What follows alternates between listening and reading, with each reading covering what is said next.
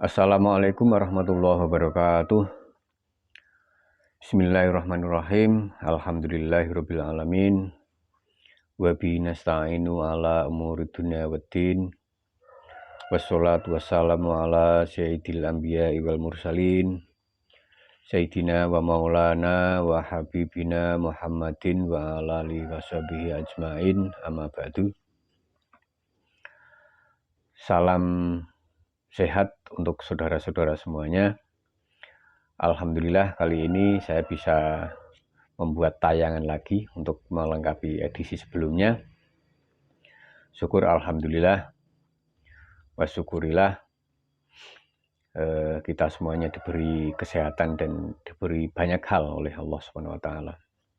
Salam salawat semoga selalu tertujukan kepada junjungan kita Nabi Agung Muhammad SAW yang kita nantikan syafaatnya min hadza ila yaumil qiyamah. Amin Allahumma amin. Sekali lagi terima kasih saya sudah bisa membuat tayangan. Terima kasih Anda semuanya bisa menyimak tayangan saya kali ini. Seperti sebelumnya ada saya tayangkan dengan judul kira-kira kesenjangan sosial sebagai sebuah peta atau potret realitas sosial begitu ya. Kali ini saya akan menyodorkan judul lain yang masih dalam topik besar, yakni konflik sosial sebagai suatu potret atau peta sosial yang ada. Saudara-saudara semuanya, baiklah saya akan mengulas sedikit saja dari tayangan sebelumnya pada judul kesenjangan sosial, karena ini nanti akan berkait. Kata orang konflik sosial muncul atau ada karena ada kesenjangan sosial, ada ketidakadilan sosial yang muncul di sana, sehingga ini saya rasa berkait ya satu sama lain, dan bahkan efeknya bisa efek langsung gitu kira-kira. Di tayangan saya sebelumnya ada kesenjangan sosial ya yang judulnya. Di situ jelas kesenjangan sosial itu ada ketimpangan, ada jurang pemisah, ada garis pembatas yang jelas begitu ya antara satu kelompok dengan kelompok yang lain, sehingga menimbulkan itu tadi ketidakadilan karena timpang, karena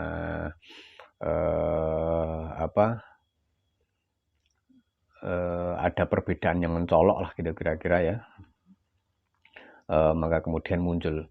Kali ini saya akan mencoba menghantarkan Anda semuanya memotret sebuah konflik sosial tentu, yang ini merupakan rentetan atau dampak dari kesenjangan sosial atau ketidakadilan sosial yang muncul. Perlu saya sampaikan bahwa hal ini penting karena ini nanti akan berkait dengan analisis sosial yang Anda lakukan. Karena selama data atau peta yang Anda buat itu lengkap dan sesuai dengan yang Anda inginkan, utuh, menyeluruh, dan saling terkait begitu kira-kira ya, nanti akan bisa bermanfaat dalam analisis sosial, terutama dalam rekomendasinya. Nah, kita mulai dari konflik sosial yang saya menukil ya beberapa pendapat yang sudah lazim, yang sudah umum sebetulnya. Konflik ini muncul karena ada ketimpangan. Konflik ini muncul karena ada ketidakadilan di situ, sehingga bisa menjadi bisa dikategorikan sebagai respon atas atau reaksi atas aksi yang sudah muncul itu. Sebutlah misalnya kalau kuat dan lemah gitu kira-kira ya, itu pada kesenjangan yang nyata, yang pada akhirnya si lemah ketika taruhlah pada kesabaran yang sudah habis gitu kira-kira pihak lemah akan merespon gitu. Dan ini berlaku untuk semuanya saja, tidak terkecuali orang per orang ataupun bahkan lembaga. Sampai saat ini saja Rusia masih menyerang Ukraina ya, karena itu tadi stigma kuat dan stigma lemah, sehingga yang kuat akan berbuat seleluasa mungkin, sebaliknya lemah akan menimpa resiko atau akibat dari ulah para yang kuat. Ini kalau dalam konteks negara saat ini ya, dalam konteks warga bangsa dalam sebuah negara tentu juga bisa dilacak, bisa dicari bahwa yang kuat itu juga akan menindas atau menyerang, merugikan ke pihak yang lemah, sehingga ini juga polanya hampir sama dengan antar negara atau dalam negara atau bahkan mungkin antar komunitas ya, karena bisa jadi komunitas yang minor misalnya, yang kecil itu akan dalam tanda petik disakiti karena disakiti oleh orang yang lebih kuat misalnya. Suku yang minor bisa mendapat perlakuan yang tidak sepantasnya dengan suku yang kuat misalnya. Salah satu contoh, suku Aborigin yang minoritas di Australia itu kan beberapa tahun yang lalu juga pernah meledak sebagai sebuah respon bahwa suku minoritas ini juga tidak selayaknya mendapat perlakuan yang tidak adil lah kira-kira gitu ya, atas perlakuan orang yang kuat atau kelompok yang kuat. Di Amerika yang terkenal demokratis itu dalam beberapa tahun lalu juga muncul. Ada beberapa suku negro ya, suku kulit hitam yang berontak, yang protes kepada state saat itu atas perlakuan beberapa ulah orang kulit putih yang menyakiti mereka itu, atau yang merugikan mereka.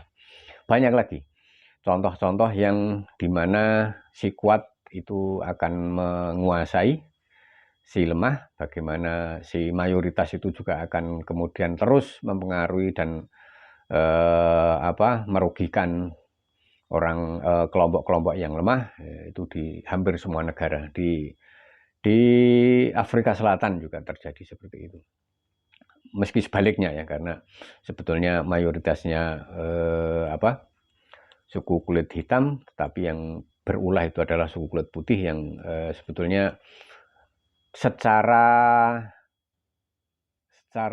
kemampuan, secara imunitas amunisi, mereka lebih kuat meski jumlahnya sebetulnya minoritas, tetapi dalam konteks itu bisa disebut si kuat dan si lemah begitu aja, tanpa harus mayoritas dan minoritas, karena bisa jadi yang kuat kalah dengan yang menang, yang minoritas itu juga akan bisa mengalahkan yang mayoritas dalam beberapa hal ketika sumber dayanya memang cukup, amunisinya cukup untuk itu.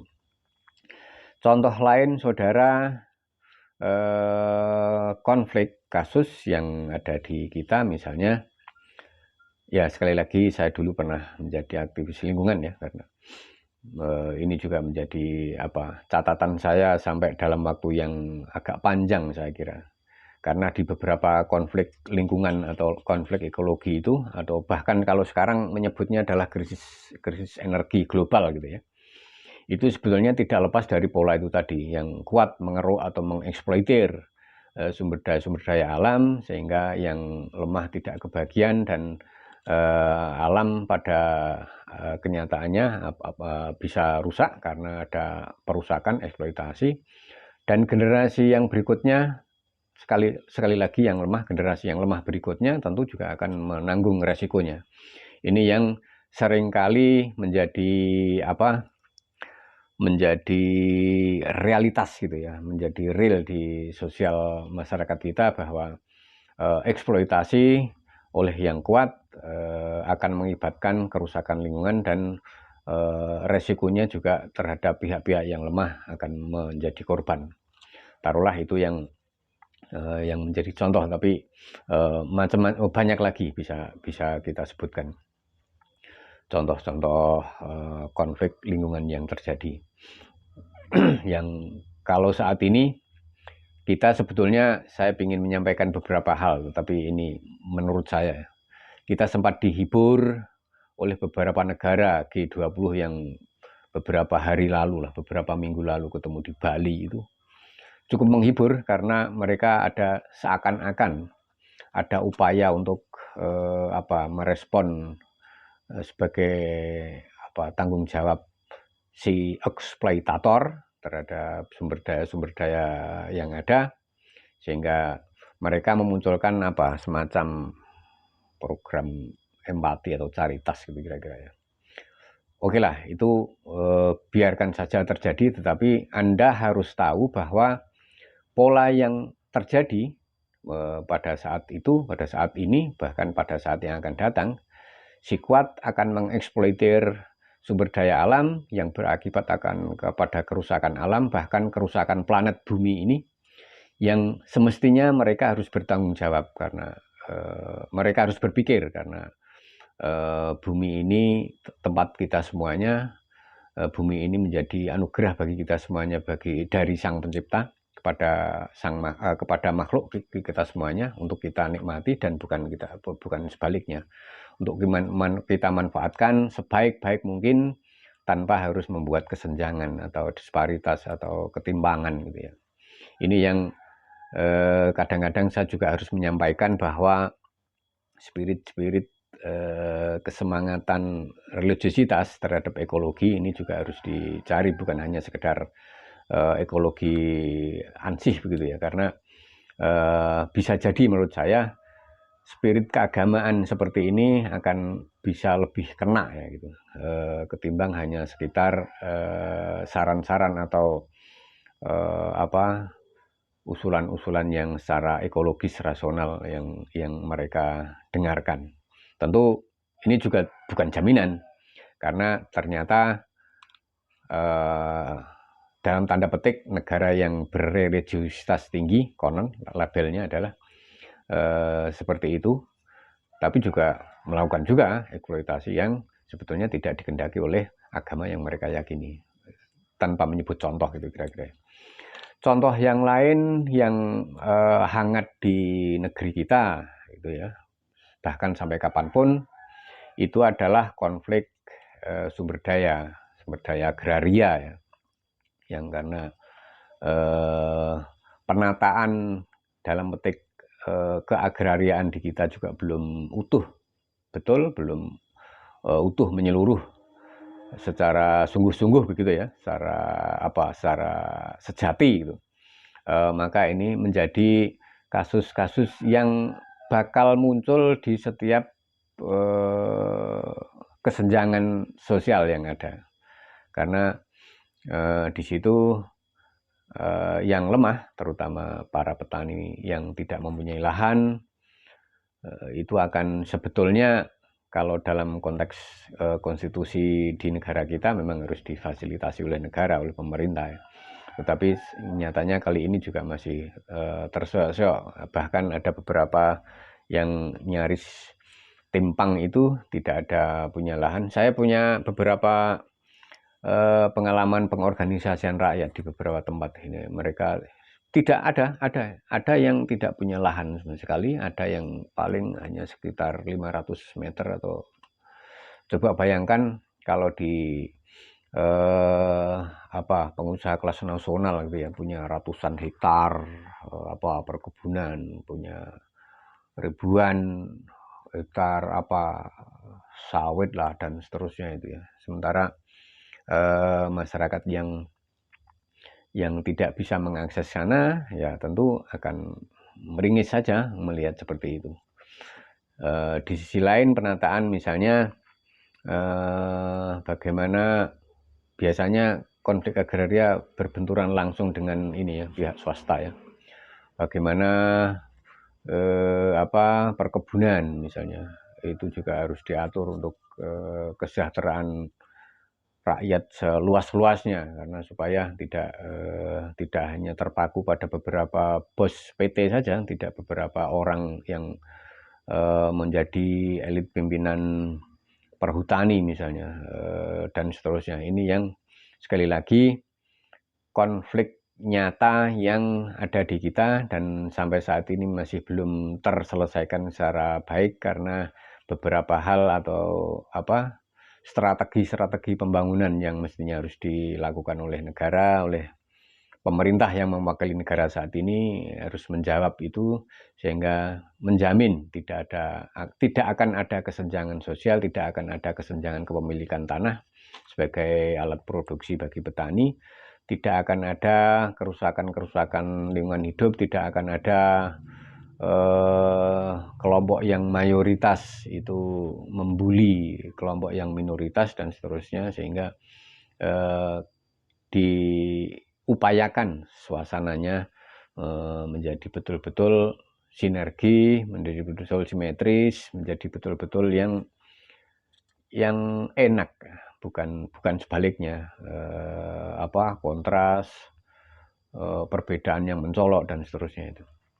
Nah, oleh karenanya saudara, tentu masih banyak lagi Anda mempunyai pencermatan sendiri, tapi kira-kira dalam judul kali ini bahwa konflik yang ada di hadapan kita, di sekitar kita itu adalah hasil dari ketidakadilan, hasil dari ketimbangan yang ada, sehingga ini betul-betul harus dituangkan gitu ya.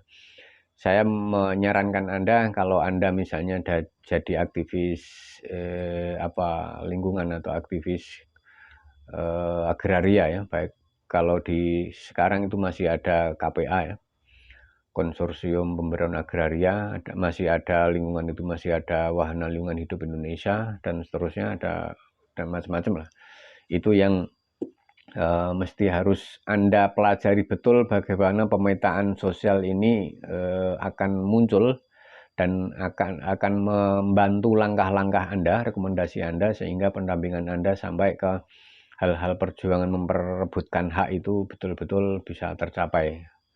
Syukur-syukur tidak ada konflik, tidak ada kontak fisik begitu ya ketika aksi demo misalnya. Sehingga bisa lebih meminimalisir atau menghindari aksiden-aksiden kecil untuk mendapatkan hal-hal yang lebih besar. Saya kira itu ya yang saya maksudkan, bahwa sekali lagi ketika Anda melakukan pemetaan harus sampai pada melihat konflik yang ada, karena dengan demikian berarti Anda sudah sampai pada mengetahui atau tahu bahwa di situ ada realitas sosial yang harus Anda petakan, yang harus Anda gambarkan, yang harus Anda potret untuk menjadi bekal bagaimana potret yang timpang itu, potret yang tidak sebanding itu kemudian akan Anda pakai untuk menyelesaikan persoalan kasus yang Anda dampingi misalnya. Banyak hal kira-kira. Sekali lagi ini menjadi penting untuk kita semuanya, bahwa pemetaan sosial menjadi urgen, menjadi mendasar ketika kita ingin melakukan hal-hal yang bersifat rekomendatif gitu ya, solutif lah kira-kira. Kurang lebihnya saya mohon maaf yang besar-besarnya, lain kali bisa disambung lagi dalam edisi yang berikutnya.